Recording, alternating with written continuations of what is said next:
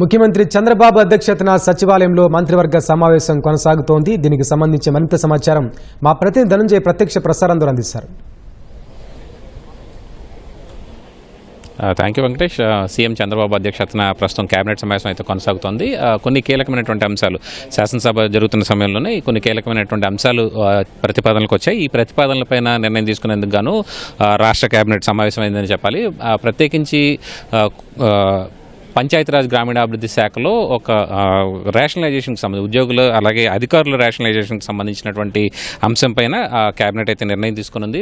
ప్రధానంగా divisional development ఆఫీసర్ల పేరిట డీడీఓల పేరిట ఈ కొత్త క్యాడర్ను సృష్టించేలాగా ఈ మార్పులు చేర్పులు తీసుకురాబోతున్నారు. దీనికి సంబంధించినటువంటి ప్రతిపాదనకి రాష్ట్ర పంచాయతీరాజ్ గ్రామీణాభివృద్ధి శాఖ ప్రతిపాదించింది. ఈ ప్రతిపాదనకు కూడా కేబినెట్ ఆమోదం తెలియజేసినట్టు తెలుస్తుంది. ఎందుకంటే పౌర సేవలు వేగంగా అందించాలి.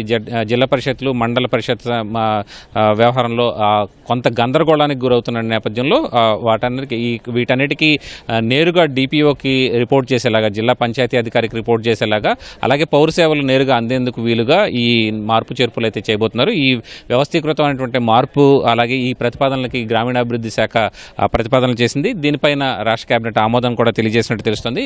ప్రత్యేకించి డిప్యూటీ సీఎం పవన్ కళ్యాణ్ దీనికి సంబంధించినటువంటి నిర్ణయాన్ని కూడా ఇప్పటికే ప్రతిపాదనలు కూడా సిద్ధం చేశారు. దాన్ని రాష్ట్ర కేబినెట్ కూడా సమర్పించినట్టు తెలుస్తుంది. ఈ ప్రతిపాదనలకి రాష్ట్ర కేబినెట్ ఆమోదం తెలియజేసినట్టు తెలుస్తుంది. అలాగే ఏపీ ప్రైవేటు యూనివర్సిటీల సవరణ బిల్లు 2025కి సంబంధించి కూడా ఉన్నత విద్యాశాఖ ప్రతిపాదనలు సమర్పించింది. దీనికి కూడా రాష్ట్ర కేబినెట్ ఆమోదం తెలియజేసినట్టు మనకి సమాచారం అందుతోంది. అలాగే కుప్పం నియోజకవర్గంలో 5 కోట్ల రూపాయలతో డిజిటల్ హెల్త్ సర్వ్ సెంటర్ ఏర్పాటుకు సంబంధించి కూడా వైద్యారోగ్య శాఖ చేసినటువంటి ప్రతిపాదనలకు కూడా రాష్ట్ర కేబినెట్ ఆమోదాన్ని తెలియజేసింది.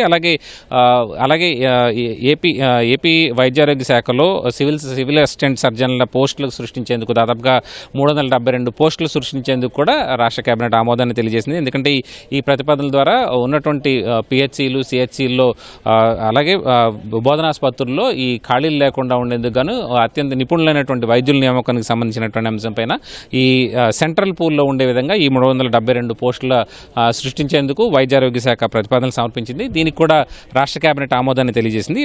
ప్రత్యేకించి రాష్ట్ర ప్రభుత్వం ఎంఎస్ఎంఈలకి ప్రత్యేకంగా ఒక ప్రోత్సహించాలనే నేపథ్యంలో సీతంపేటలో పార్వతీపురం మన్యం జిల్లా సీతంపేటలో ఎంఎస్ఎంఈ పార్కు ఏర్పాటుకి సంబంధించినటువంటి నిర్మాణం కోసం దాదాపుగా 27 ఎకరాల భూమిని ఏపీఐసి నుంచి తీసుకునేలాగా రాష్ట్ర కేబినెట్ ఆమోదం కూడా తెలియజేసినట్టు తెలుస్తుంది.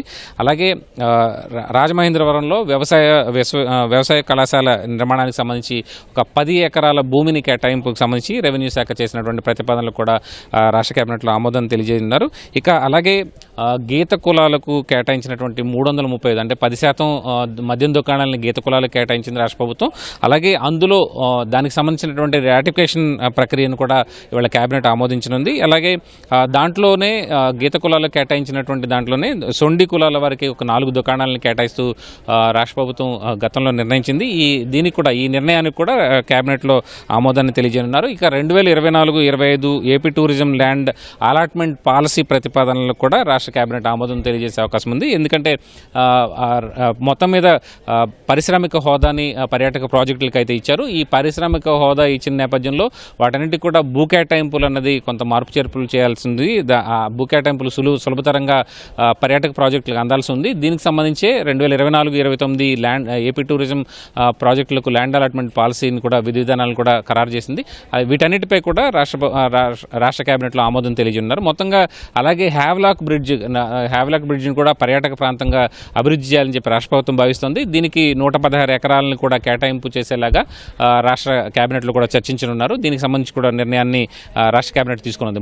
మొత్తంగా చూస్తే కనుక రాష్ట్ర కేబినెట్లో కొన్ని పర్యాటక ప్రాజెక్టులు అలాగే కొన్ని ఎంఎస్ఎంఈ పార్కుకు సంబంధించి భూ కేటాయింపులు అలాగే ఏపీ ప్రైవేట్ యూనివర్సిటీ బిల్లుకు సంబంధించినటువంటి 2025 బిల్లుకు సంబంధించినటువంటి నిర్ణయాన్ని కూడా రాష్ట్ర కేబినెట్ తీసుకున్నది. మొత్తం మీద ఇది ఇప్పటివరకు ఉన్నటువంటి తాజా అప్డేట్. కెమెరా పర్సన్ నరేష్తో కలిసి Dhananjay, ETV news, Amaravati, water studio.